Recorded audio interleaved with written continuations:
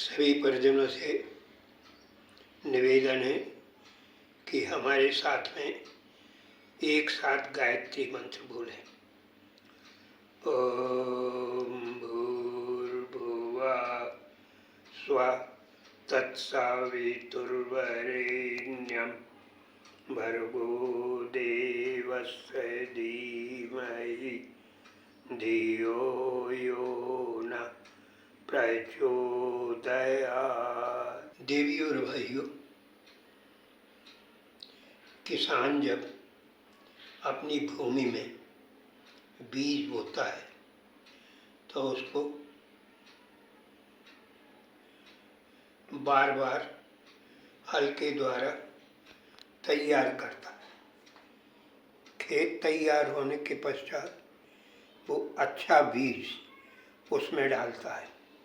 इसी प्रकार से जब हम किसी नई भूमि में भूमि पूजन करने के लिए जाते हैं तो भूमि के अंदर ये शक्ति होती है, पृथ्वी के अंदर ये शक्ति होती है कि वो अच्छे और बुरे बीज को अपने अंदर आत्मसात कर लेते। इसी प्रकार से जो मरघट होते हैं, मरघटों में अशांति रहती है और जहाँ मंदिर होते हैं, ऋषियों मुनियों के आश्रम होते हैं, वहाँ पर शांति प्राप्त रहती है।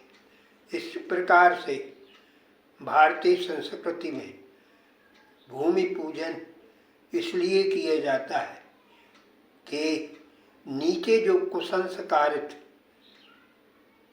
बीज जमे हुए हैं उनको नष्ट कर दिया जाए, उनको समाप्त कर दिया जाए। इसलिए भूमि पूजन करने के लिए हमको अच्छे बीज अच्छे संस्कार डालने के लिए ये भूमि पूजन की क्रिया की जाती है। इसलिए ताकि जो प्रज्ञा आलोक या गायत्री की जो स्थापना हो रही है वह उसमें अच्छे संस्कार मिले, इसलिए ये भूमि पूजन बहुत आवश्यक है। भगवान कृष्ण ने गीता में कहा है क्षेत्र और क्षेत्रज्ञ। क्षेत्र है मनुष्य का हृदय और उस क्षेत्रज्ञ है भगवान कृष्ण। तो मनुष्य के हृदय में, मनुष्य के शरीर में जैसे हम बीज डालेंगे, कर्मों के बीज डालेंगे, तो उसको देखने वाले भगवान कृष्ण क्षेत्रज्ञ के रूप में है। इसी प्रकार से भूमि के अंदर जो बीज हम डालते हैं या भूमि शोधन हम जब करते हैं तो उसमें अच्छे बीज हमको डालना पड़ते हैं। इसलिए मूल उद्देश्य सिर्फ यही है कि हमारे इस प्रज्ञा आलोक के जो मंदिर बन रहे हैं, गायत्री के मंदिर बन रहे हैं, उनमें अच्छे बीज गिरे ताकि मनुष्य के अंदर चैतन्यता आवे।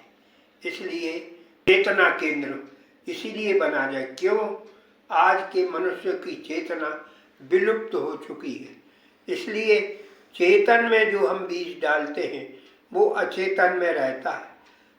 रोज रोज नित्य प्रति जब हम चेतन में बीज डालेंगे तो वो अचेतन में जाएगा और फिर अचेतन से फिर हमारा आगे का जो कार्य है वो आगे बढ़ता चला जाएगा।